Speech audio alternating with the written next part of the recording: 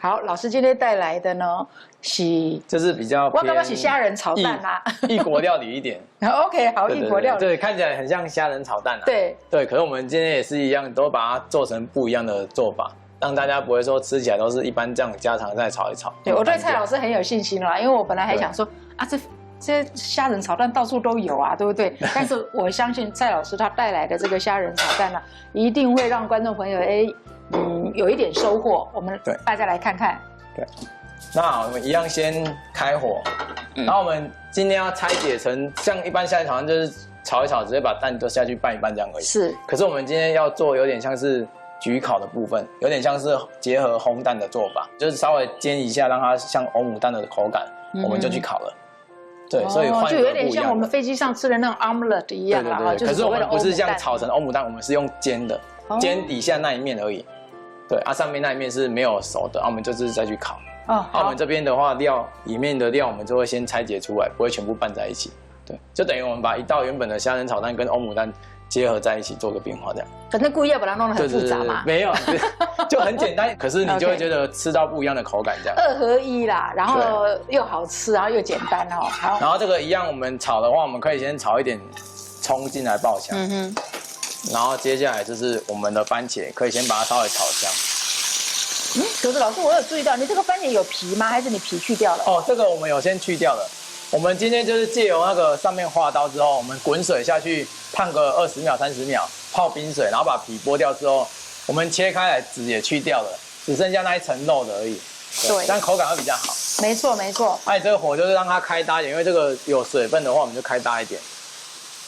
对啊，前几天我自己做了这个scramble egg 啊，然后我就在想说，我上面要怎么样点缀嘛？早晨的时候让我的孩子感觉很像很开心，然后他朋友也要来找他，我就在一个晚上就在想要怎么样把我的这个 scramble egg 就是这个炒蛋啊，看起来好像比较高尚一点。我也是一样，就把这个番茄呢，像老师一样把皮去掉，把里面的这个籽啦去掉，然后留下那个中间那层肉。然后就把它切成丁，虽然会比较麻烦，可是如果你要质感好一点，就是像这样。然后这个就是简单的调味，就是我们的这种7味糖心子，我们就稍微让它下去。这个可以加多一点，让它味道重一点。因为现在它虾仁还在出水，所以我们让它一样都全程开大火，让它有这个香气。老师，你这个是小甜虾吗？这个一般的虾仁，白虾仁。一般的白虾仁。你要买炒虾也可以啊，就看你喜欢吃哪一种，你就用哪一种。这个哇，你真的加济哦！这7味糖心子，它因为倒不太出来，所以我们就是感觉撒很多。其实这边的量，它撒这样还好。我想说，我这样撒也蛮急的嘛，撒那么多。然后这样就好了，我们就先放旁边。其实这样子就是炒虾仁也可以了，也可以是一道菜了，对不对？对啊，可是我们就是今天也是都用不同的做法去做。OK， 对。接下来就是在做那个蛋的部分。这个一样，我们锅子稍微把它烧热一下，我们再来加油。我这个锅子就不会沾了，所以我们的油下来之后，我们的蛋那么多，我们就大概用这些油，然后来去把它煎底下就好了。然后我们拿温度够一点，我们就下来。OK。然后这个下来的话，我们可以稍微去搅拌它。这个我们就可以先去把它像煎蛋一样，我们就可以先把它搅成散散的这样，然后再来重新塑形，这样就好了，然后就可以关小了。我们最主要是先把它搅散来，然后去塑形。然后接下来这里我们就可以趁它还没熟之前哦，赶快来放9层塔。你要放几片都可以，你要放那个罗勒也可以啊。如果罗勒买不到，就放9层塔。所以有点像是我们刚才讲的是烘蛋嘛，而且人家在做披萨的感觉。是。那你这个蛋不要让它全熟，我们就把火再关小一点，然后把刚刚炒好的料，你可以自己加一点进来。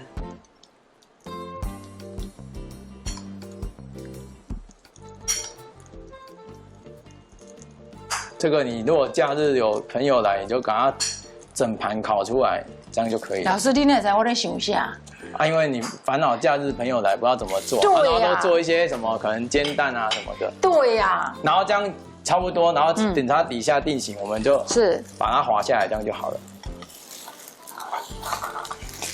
这样，然后它中间还没熟，那我们就直接盘子在这里，我们就直接把它滑下来。然后我们就撒上一点那个帕玛森的那个干乳酪粉，对，然后就直接去烤，再把它烤香一点。